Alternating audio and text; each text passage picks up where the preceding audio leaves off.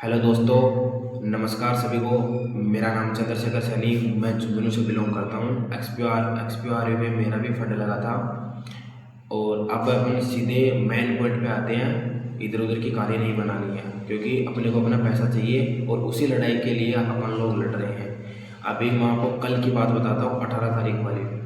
कल हम लोग पूरे एकजुट होकर रजत शर्मा के गांव में गए। सिंगोद कला उसका गांव है।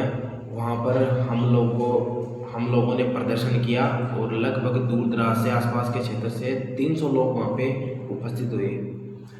तो हमने वहाँ पे गए। वहाँ के निजी क्षेत्र का जो भी एक, जहाँ पे सरपंच और ग्राम सेवक बैठता है, हमने वहाँ वहाँ हम लोगों ने अपनी जो भी बातें थी उन लोगों के सामने रखी। सरपंच साहब के सामने भी रखी, ग्राम सेवक के साहब के सामने भी रखी।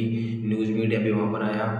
हमने धरना प्रदर्शन भी किया वहाँ पे, और पूरे उसके गांव में हमने धरने के साथ साथ, रैली के साथ साथ नारे भी लगाए हैं रजत शर्मा के। इसके लिए धन्यवाद। अब बात करते हैं अपने पैसे की और विड्रॉल की। तो कल जैसे ही अब हम लोगों ने धरना प्रदर्शन करके हम रिटर्न घर पे लौटे, तो शाम को साइड को खोल कर देखा तो मेन वॉलेट का भी पैसा गायब हो गया था। 8 बजे के लमसम सभी का मेन वॉलेट का पैसा गायब हो गया था। और उससे पहले आपको पता ही है, 2-3 दिन पहले की प्रक्रिया ये थी कि वो जो आपका फंड था वो फिक्स में कर दिया गया था। तो ये सब नौटंकी चल रही है। उनको पैसा देना नहीं है, पैसा तो उनको देना नहीं है, और पैसा तो निकल गया एक्सपीओ से। एक्सपीओ में सिर्फ नंबरिंग चल रही है और वो लोग अपने को पागल बनाए जा रहे हैं। लेकिन अब पागल बनने का काम अपना नहीं है। अपन लोग अपनी हक की लड़ाई लड़ेंगे और अपना पैसा तो इन चोरों को आसानी से खाने नहीं देंगे। भाई, खून पसीने का, मेहनत का पैसा है और इनको ऐसे खाने तो देंगे नहीं। तो हम लोगों ने उनके गांव में, उनके जो आसपास के गांव ग्रामवासी हैं, हम लोगों ने उनसे बात की। तो उन्होंने हमको एक ही चीज़ बताई कि 3 महीने हो गए कंपनी को गए हुए, पूरे गांव में पता है। उसके पूरे गांव का एक बंदे से मेरी बात हुई पर्सनली, उसके पूरे गांव का 50 करोड़ का इन्वेस्टमेंट है। और जो उसका नाम रजत है, वो उसका नाम रजत नहीं है, क्योंकि उसने पहले पूरा गेम 5 साल पहले से सेट कर रखा था कि मेरे को क्या क्या करना है। रजत नहीं, उसका नाम राजेश है। और अपना गांव सालासर बताता था, उसका गांव सालासर भी नहीं, उसका गांव सिंगोद किला, जो कि चोमू जयपुर के पास पड़ता है। तो उसने पहले से सारी चीज़ें ये क्रिएट की थी, क्योंकि उसको फ्रॉड ही करना था। अब रही बात पैसे की, तो पैसा पूरा रजत शर्मा के पास है। रजत शर्मा ने ही फ्रॉड किया है। और उसके साथ में जो इसके चेले चमटे मिले हुए हैं ना, ये चेले चमटे, ईश्वर वर्मा, सबका नाम लूँगा, Ishwar Verma, Vijay Maurya, Sandeep Sigad, Elon Chaudhary, open challenge दे रहा हूँ, तुम लोगों की खैर नहीं है। अब नहीं छोड़ेंगे तुम लोगों को। मैं यही बात बोल रहा हूँ कि हमारा कल वाला जो प्रयास था, उसको हमें देखकर बहुत अच्छा लगा। लेकिन आप लोग अगर घर से नहीं निकलोगे ना, तो पैसा तो नहीं आएगा, क्योंकि हम लोगों को अपनी जान भी बचानी है और अपना पैसा भी निकालना है। और अपनी टीम का जैसे पैसा इन्वेस्टमेंट करवाया था ना, जितने दमदार लीडरशिप आपने निभाई थी, जितने जोश और जुनून से आपने एक्सपी में काम किया था, उसी जुनून से पैसा निकालने के लिए काम करना पड़ेगा आपको। घर से तो निकलो बाहर और अपने पैसे के लिए अपनी आवाज़ उठाओ। कब तक घर में बैठे रहोगे आप? अगर आप घर में बैठे रहोगे ना, तो कोई सुनवाई नहीं करने वाला। अगर आप घर से बाहर निकलोगे, रोड पे निकलोगे, लोगों को अपनी बात बताओगे, अपनी बात साझा करोगे, तो क्या पता कुछ हो जाए तुम्हारा पैसों का, क्या पता कुछ चांसेस हो जाए विड्रॉल आने का, या फिर तुम्हारा पैसा वो लोग लौटा दें। वरना इतनी आसानी से वो लोग पैसा नहीं लौटाएंगे। अब बात आती है नेक्स्ट, उसके गांव के बाद हम लोग 3 बजे के आसपास उसके ससुराल में गए हम लोग। तो वहाँ पे उसके एक स्टॉल लगा रखी थी उसके काके ससुर ने। तो उसका ससुर का भाई है, उसने एक स्टॉल लगा रखी थी समोसे की। तो उससे हमने बात की, तो वो भी हमारे अंदर पड़ा। वो बोला कि तुम लोग यहाँ पे क्यों आए हो, मेरे पास पैसा थोड़ी ना है। क्योंकि उन लोगों को जैसे शर्मा के द्वारा भड़काया गया कि तुम्हारे पास कोई आएगा तो उन लोगों को सीधा सीधा ये जवाब दे देना।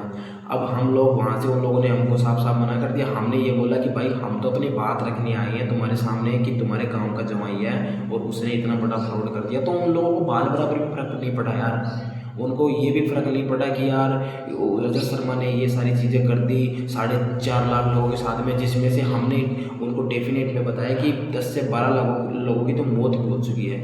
तो उसको इस बात का कोई फ़र्क ही नहीं पड़ रहा है। हम लोग जैसे वहाँ से निकलकर मेन रोड पर आए, तो पीछे से 2 बंदे आए जो कि रजत शर्मा के साले लगते हैं। उन लोगों ने आके हम लोगों के साथ में पंगा कर दिया, जिसमें सीधा सीधा ही बोले वो माधव भाई को, विक्रम भाई को, महेंद्र जी को, और हम लोग सारे वहाँ पे थे, पूरे जो भी धरना कर रहे थे, उन लोगों ने सरेआम आके हाथ उठाना चालू कर दिया हमारे ऊपर। हाथ उठाते ही फिर आपको पता ही है लड़ाई तो होनी थी। फिर हम लोगों ने वो वहाँ पे मैटर शांत किया, हम लोग वहाँ से निकल गए। तो कहना ये है कि कल वाला जो प्रयास था वो प्रयास मेरे को देख के लगा कि भाई कुछ हो सकता है। देखो अगर आप लोगों का सपोर्ट रहा, अब मैं एक बात आपको बताना चाहूँगा, माधव भाई हैं भरतपुर से, ठीक है, विक्रम भाई जोधपुर से हैं, महेंद्र भाई भी जोधपुर से हैं, ये तीनों लोग यूनिटी रिबॉन में भी एक्टिव हैं, यही उसके एडमिन है। तो ये 3-4 लोग यार अपनी भूमिका निभाएंगे क्या, ये बताओ आप मेरे को। तुम्हारा कोई फर्ज नहीं है क्या, तुम लोग क्यों छुप रहे हो घरों में? अरे बाहर निकलो, अपना पैसा चाहिए तो, ठीक है। और मरने से मारने से कुछ नहीं होगा भाई, घर पे बैठ के बात बनाने से कुछ नहीं होगा। अगर अपना पैसा चाहिए ना तो तुम लोगों को घर से बाहर निकलना ही पड़ेगा साहब। तुम लोग एक बार इंडिया में आ जाओ, फिर देखो तुम्हारी हालत क्या करते हैं हम लोग। इंडिया में पहुंचो एक बार तुम लोग, साले तुम लोगों ने गरीबों का इतना पैसा खाया, हराम खोरो। आज हमें पता है हमारे अंदर क्या बीत रही, इतनी माता बहनें यहाँ कैसे रो रही हैं बेचारी, उनके समझ से बाहर हो रहा, घर चलाना भी मुश्किल हो रहा है उनकी। कितने भाई बहनों ने लोन ले लिया, कितने लोगों ने इसमें आत्महत्या कर ली। यार तुम लोगों को जरा भी शर्म नहीं आई क्या? रजत शर्मा तू पूरा एक नंबर का चोर है, एक नंबर का चोर है। तूने भगवान के नाम पे भी ठगी की है लोगों के साथ में, बोले जय श्री बालाजी, जय सालासर दरबार, ये करेंगे वो करेंगे, बालाजी हमारे साथ में है, वो है ये। अरे कुछ नहीं, तुमने धर्म के नाम पे लोगों को लूटा है यार, कुछ रहम कर ले। लेकिन मैं तेरे को एक बात बता रहा हूँ, तू ज़्यादा दिन तक नहीं टिकेगा, तू ज़्यादा दिन तक नहीं चलेगा, देखना एक दिन तेरा भी अंत आएगा। और उल्टा जिस तरीके से तू अब छाया है ना, उस तरीके से नीचे पड़ेगा, तो देखना बात है। तो मैं अपनी बात को यही समाप्त करना चाहूँगा।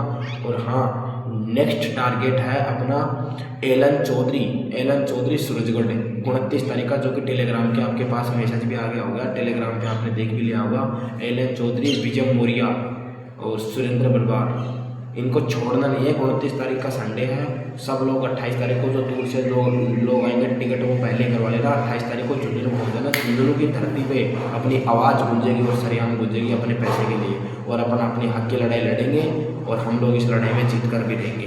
तो धन्यवाद आप सभी का। बाकी अपना सपोर्ट और प्यार बनाए रखें, और अपनी खुली लड़ाई लड़ें। मैं तो ये कह रहा हूँ, किसी से भी मत डरो, अपने पैसे के लिए लड़ जाओ। आज अगर लड़ जाओगे ना, तो आने वाला समय है ना तुम्हारा बिल्कुल सही आ जाएगा फिर से। मैं आपका भाई चंद्रशेखर झुंझुनू से आपके साथ हूँ। जितनी भी मेरी सहायता और मेरी हेल्प होगी ना, उतनी मैं करने को तैयार हूँ, फाइनेंशियली और डॉक्यूमेंटियली।